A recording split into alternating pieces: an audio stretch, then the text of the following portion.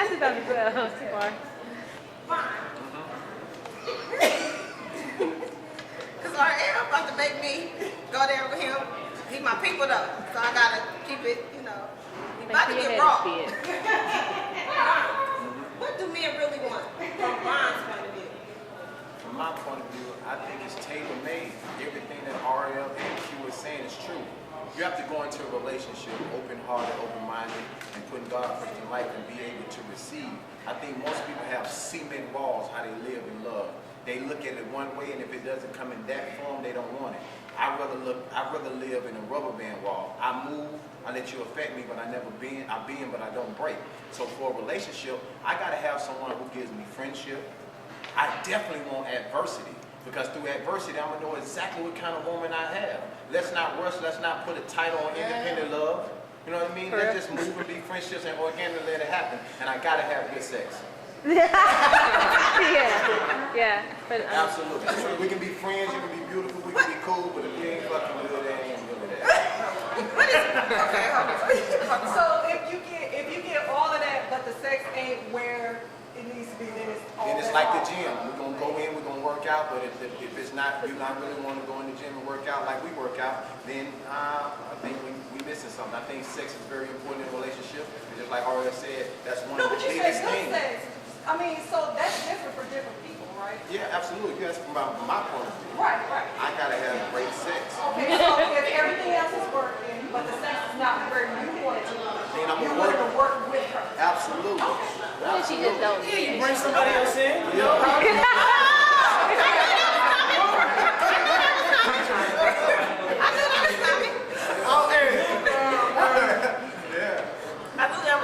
Swing your ritual. So basically, so you need somebody else to be involved in your relationship for it to work? Yeah, God, that's about it.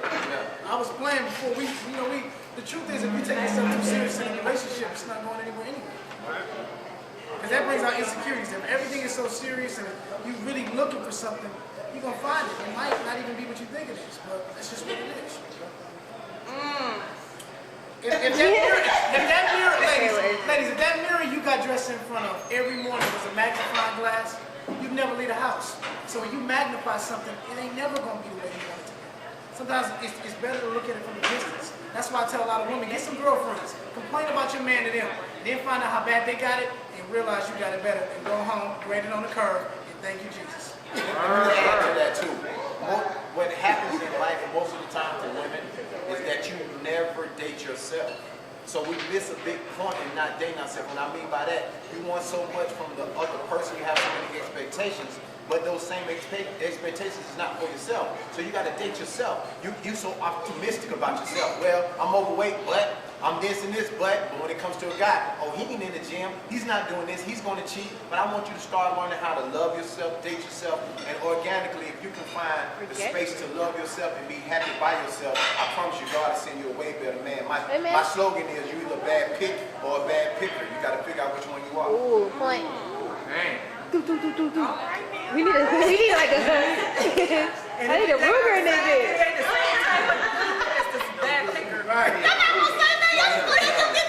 We need this knowledge. We're learning. Yeah, we're learning. What the man wants, so we letting them get this off. That's some bullshit. But this is what you get. Next pick. This is what they Next pick. I just can't even believe that Vaughn just said good sex. Like, what is good sex? Yeah, I want to know. I want to know what good sex is. From my point of view, Yeah, from your point, what is good sex? I like your sex to be Fun, free, but it's not never thought about. It's And the what I freedom. mean by that, if I want to do it outside, if I want to do it on the car, especially if you're in a relationship and you're monogamous and you got one woman, I think that y'all should have sex any kind of way y'all want to have it. You know what I mean? Even with your women. Yeah, and you know, it's passionate, it's love involved, there's respect involved, but sometimes I want to feel like we don't respect each other. I might just want to, you come home and be like, babe, I had a good day, and I just take your clothes off, throw you against the couch, and give it to you. I don't want to talk about nothing. Then there's other days I might want to the cameras and make it beautiful. So that's good sex for me. And I think it should be reciprocated. You single? The way I go hard to satisfy you, I want my woman to go just as hard to satisfy me, like a competition. And that's the kind of relationship I want. I want us to have competition. Who can outdo each other in making each other happy? I bet you I can make you happier than you can make me. So when Valentine's Day and Christmas come around, it don't feel like that because every day should feel like that. Every day is gonna be my birthday. And be a big one, Like yeah. your birthday, but every girl that I'm be with, we gonna work it out. I ain't talking. I'm saying, see what I'm saying? See, I told you. They off the chain. Him and RL. I'm gonna just say this, ladies. We're not here to tell you what you want to hear. We're trying to tell you what you need to hear. I know a lot of women is so busy shaking their head, their weave is covering their ears that they can't hear.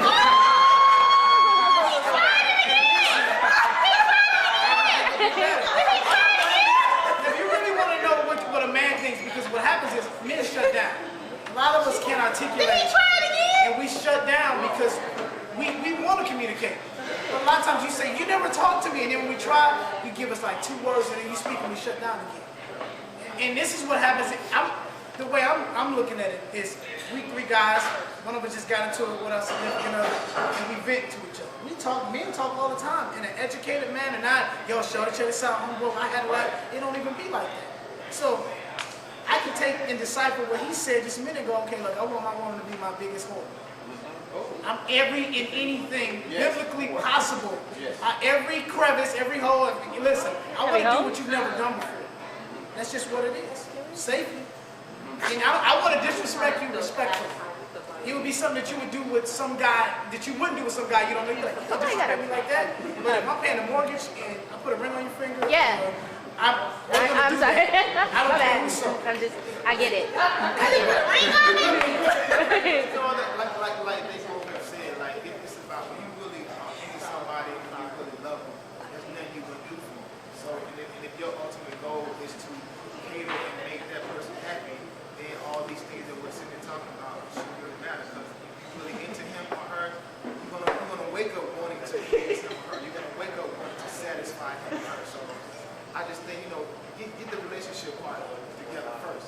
Because a lot of times we fast forward things and we do number 5 before we get to number 1. So I think if you work on building that rapport with each other, building that connection with each other, all the other things, if that falls in line, all the other things are gonna come in time. Do you mind me asking how long you've been married? 10 years this year. Ooh. Yeah, good for you.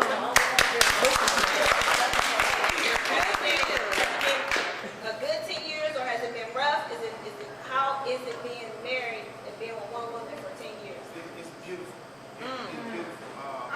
I mean, when you think about as a married man, like I really don't miss the single life because every night I know I got somewhere to go that's going to embrace me, whether I'm rich, poor, got a record on the radio, driving this car, I know that.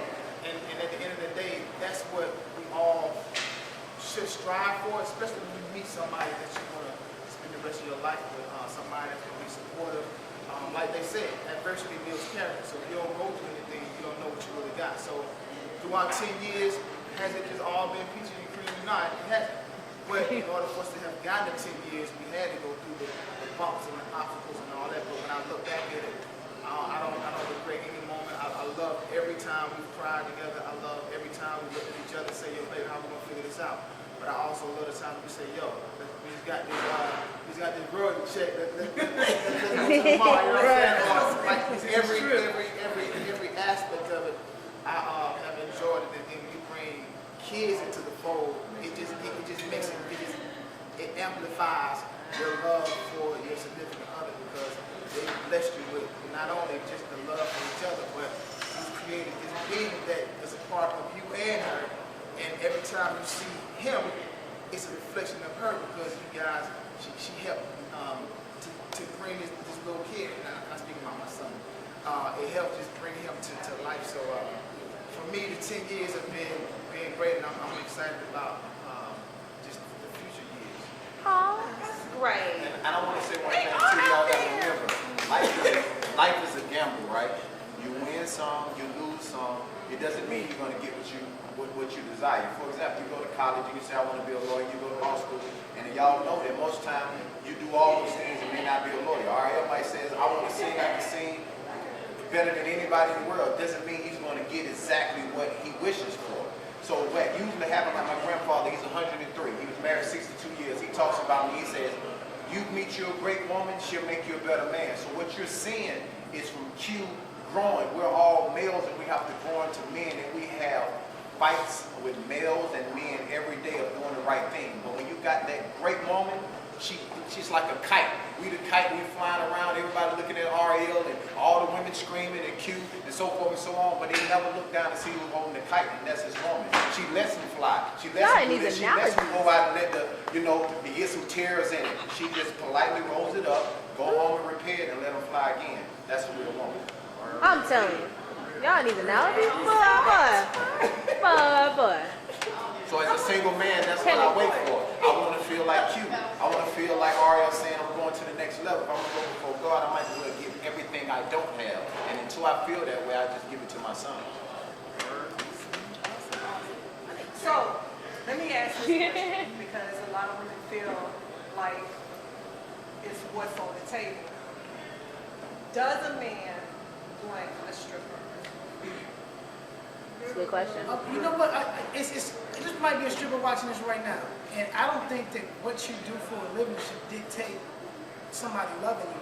But I want that because I know that I don't want nobody seeing my woman naked unless they looking through my window at me on top of her.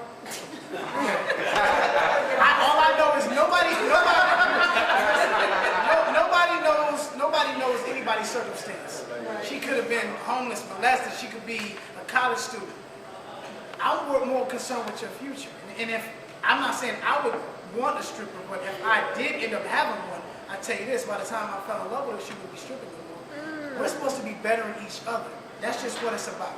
If you don't better me, and I can't better you, then what are we doing? In relationships, in a sense, the reason you have to ask the father for marriage is because you're taking his place. It gets to a point where the father goes, hey, you can't come to me no more for no car payment and no bill. You got a man in your life. And the woman takes the mother's place for the man. You like my wounds. You make me stronger. You rebuild me up to push me out for the world. Like you said, fly the kite. That's what it's about. Now, if you're a stripper and you need me, I'm not trying to make it rain on you at all. I'm trying to further you in life so I can find out what do you really want to do. That's just what it is. I mean, a lot of insecurities will come up with that being a stripper. So I don't know if me personally could deal with that. So when we have questions like, this show shouldn't be called What Do Men Really Want? It should be What Do Vaughn, RL, and Q Want? Because it differentiates with different men. So when you generalize, that's when you get yourself in trouble. Yeah. I just need a Ruger or something, something so I can just, because they letting them off. And we ain't even got no permits or nothing. And you just gonna have to pick it up. Because it's yeah. Who do the Stevie G? I'm just saying. I'm just saying. I got the Stevie G face. Yeah. Oh man, because they just killed me. All the way, yeah.